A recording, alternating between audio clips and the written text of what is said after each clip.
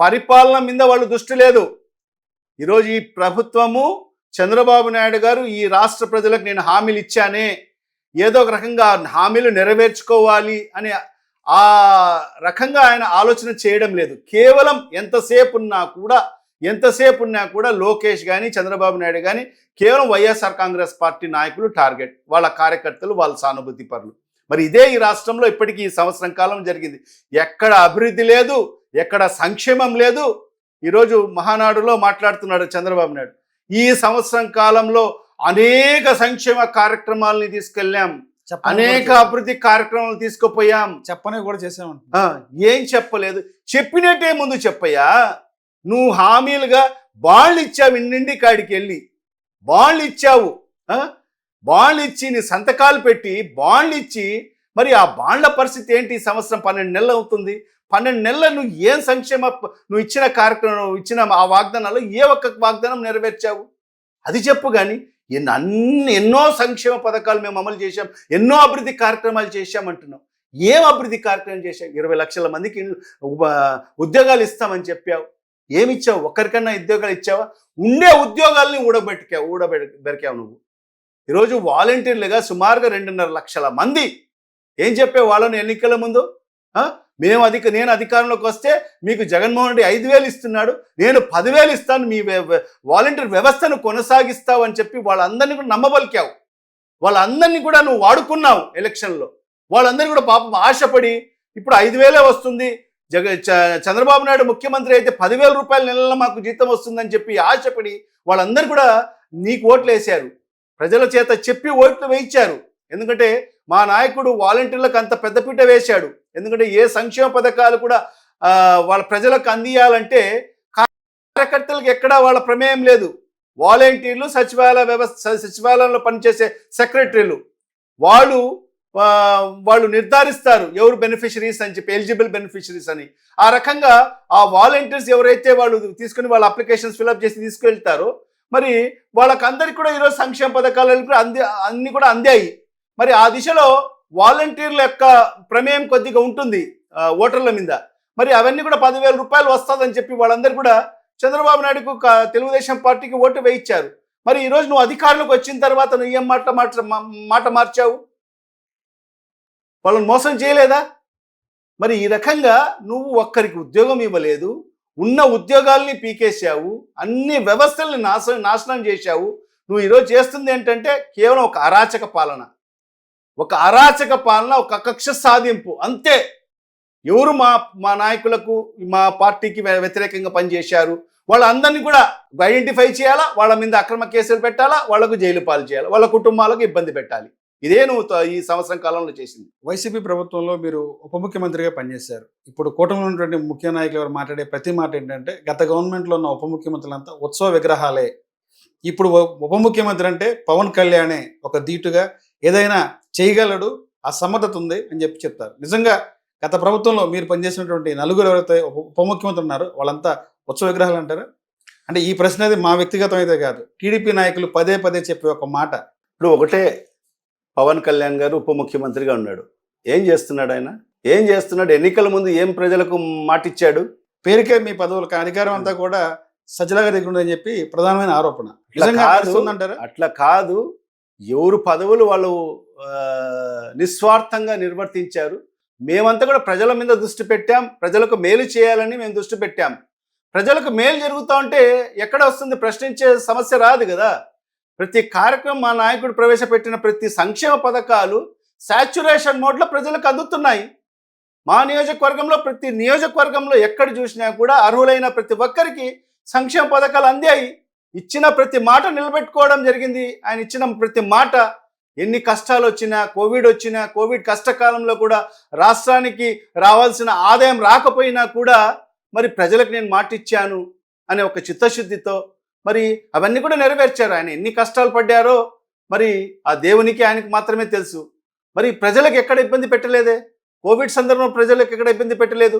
ఒక సంక్షేమ క్యాలెండర్, ఇది దేశ చరిత్రలో ఒక సంక్షేమానికి సంబంధించిన ఒక క్యాలెండర్ రిలీజ్ చేసి ఫలానా నెలల్లో ఫలానా రోజున మీకు ఈ పథకం మీ అకౌంట్లో పడుతుంది అని చెప్పిన ఏకైక నాయకుడు ఒక జగన్మోహన్ రెడ్డి గారు మాత్రమే.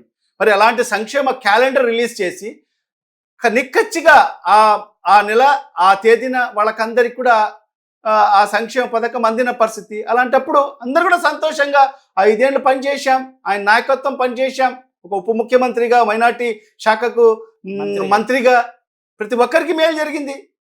మరి అలాంటి పరిస్థితి ఈరోజు ఇదే ఉప ముఖ్యమంత్రి పవన్ కళ్యాణ్ ఎన్నికల ముందు ఏం చెప్పాడు? ఈరోజు ఎన్నికల తర్వాత 1 సంవత్సరం అవుతుంది, చంద్రబాబు నాయుడు ఒక్క హామీ కూడా నెరవేర్చలేకపోతున్నాడు, ఎందుకు ప్రశ్నించడం లేదు? ఇదే సమర్థవంతంగా ఉప ముఖ్యమంత్రిగా పనిచేస్తుంది ఆయన. సమర్థవంతంగా పనిచేస్తున్నాడు ఆయన ఏమి చేయడం లేదు. ఆయన ఏంటంటే చంద్రబాబు నాయుడు ఆయన పక్కన పెట్టేశాడు. ఆయన ఒక హోదా కల్పించేసి, ఒక ప్రోటోకాల్ కల్పించేసి, మరి ఆ ప్రోటోకాల్ని ఆయన వాడుకుంటూ హెలికాప్టర్లో తిరుగుకుంటూ ఒక సీఎంకు తరహాలో ప్రోటోకాల్ ఇచ్చేశాడు. మరి అవన్నీ కూడా ఆయన చేసుకుంటూ ఉన్నాడు. ప్రజల పక్షాన ఎక్కడైనా గొంతుప్పి మాట్లాడుతున్నాడా?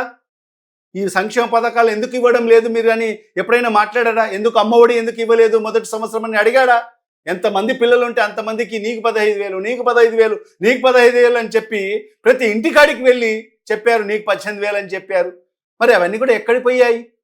నిరుద్యోగులకు అందరికీ కూడా 3,000 రూపాయలు నిరుద్యోగ భృతి ఇస్తా అని చెప్పారు. 20 లక్షల మందికి ఉద్యోగాలు ఇస్తామని చెప్పారు. ఎక్కడ కొత్త ఏమైనా పరిశ్రమలు వచ్చాయా? ఈ 1 సంవత్సరం కాలంలో ఎవరికైనా కొత్తగా ఉద్యోగాలు వచ్చాయా?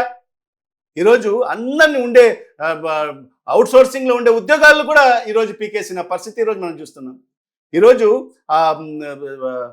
ఏంటి మన బియ్యం సరఫరాకు సంబంధించి వ్యాన్లు పెట్టి ప్రతి ఇంటికాడికి బియ్యం రేషన్ పంపించాలని చెప్పి ఒక మంచి పథకాన్ని ప్రవేశపెట్టి జగన్మోహన్ రెడ్డి గారు దాన్ని ఈరోజు దాని ద్వారా సుమారుగా 6,500 మంది 7,000 మంది మరి జీవనోపాధి లభించేది వాళ్లకు. మరి అలాంటి 7,000 కుటుంబాలు ఈరోజు రోడ్డు పైన పడ్డాయి.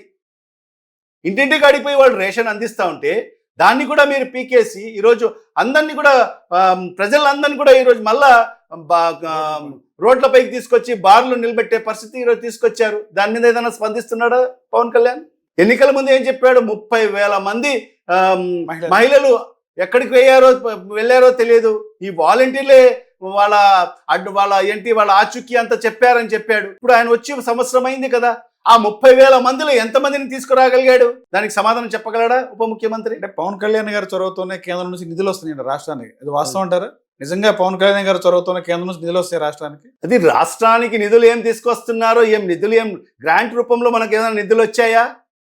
నిన్న మోడీ గారు రాజధాని పునః ప్రారంభించారు. ఎవరన్నా ప్రధానమంత్రి హోదాలో ఒకసారి ప్రారంభించిన పనికి రెండవసారి ప్రధానమంత్రిగా అతను ప్రారంభించాడంటే నిజంగా ఆయనకు విలువ లేకుండా ఉంది. మరి వీళ్ళు పిలిచి అతని చేత ప్రారంభించినందుకు వీళ్ళకు కూడా సిగ్గుగా లేదు. ఏదో ఆయన వచ్చినాడు కాబట్టి వచ్చాడు, ఏదైనా ఈ రాష్ట్రానికి ఒరగబెట్టాడా అంటే ఏమీ లేదు. మొదటిసారి వచ్చి ఒక చెంబు నీళ్లు